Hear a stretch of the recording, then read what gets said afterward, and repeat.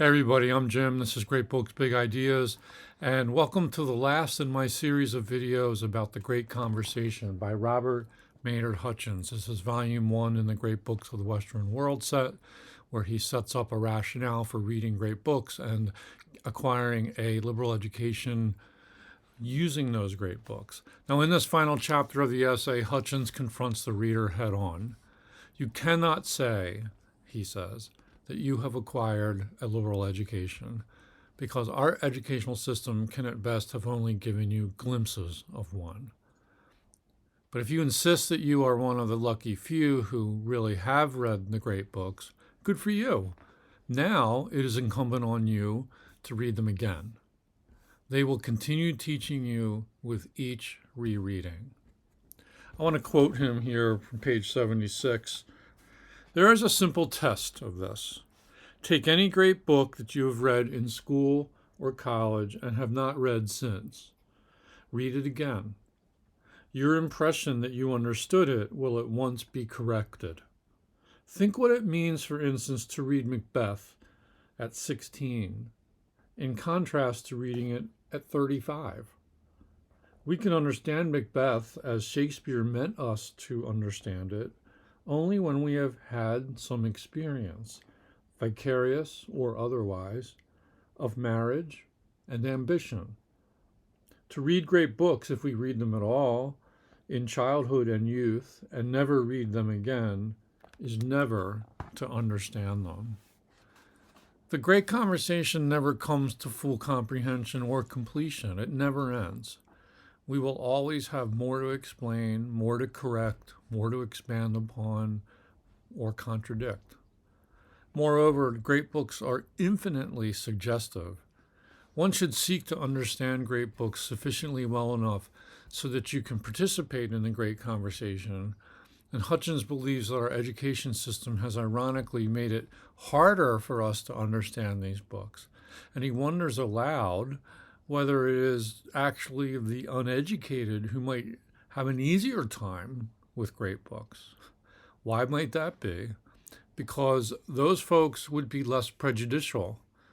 There's less baggage to contend with.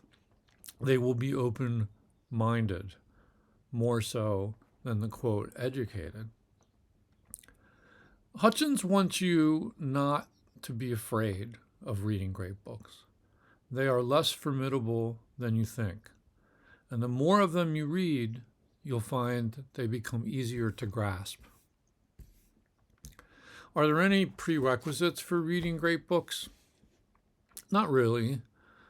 Hutchins does suggest that you read them chronologically as they're arranged here in this set, because later authors have read and are responding to the books that came before them. But that being said, you really can read them in any order you like. They constantly reflect and refract upon one another. Hutchins wants you to believe that you can do this. And this whole chapter reads like a grand pep talk. The task of reading great books is the responsible thing to do as well. You must read them because democratic citizenship demands it. It's a really bad idea to forgo this intellectual activity and delegate it to the, quote, experts, the class of specialists. I'm going to cite, or he cites, Ortega y Gasset's The Revolt of the Masses here. Let's take a look at it. It's on page 80 of the essay. This answer is the one that Ortega attacks in The Revolt of the Masses. It assumes that we can leave all intellectual activity and all political responsibility to somebody else and live our lives as vegetable beneficiaries of the moral and intellectual virtue of other men. The trouble with this assumption is that whereas it was once possible and even compulsory for the bulk of mankind, such indulgence now on the part of anybody endangers the whole community. It is now necessary for everybody to try to live, as Ortega says, at the height of his times.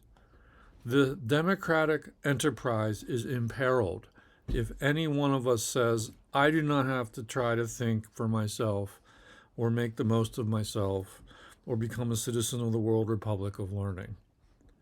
The death of democracy is not likely to be an assassination from ambush. It will be a slow extinction from apathy, indifference, and undernourishment. Next, Hutchins contrasts the aristocratic attitudes as represented by the writer Edmund Burke, whose doctrine of virtual representation maintains that power should remain in the hands of the few. In his day, that would be the landed aristocracy, who are qualified to govern. And against that aristocratic notion, he pits the American Thomas Jefferson. Let me quote Jefferson. "I know of no safe depository of the ultimate powers of society, but the people themselves.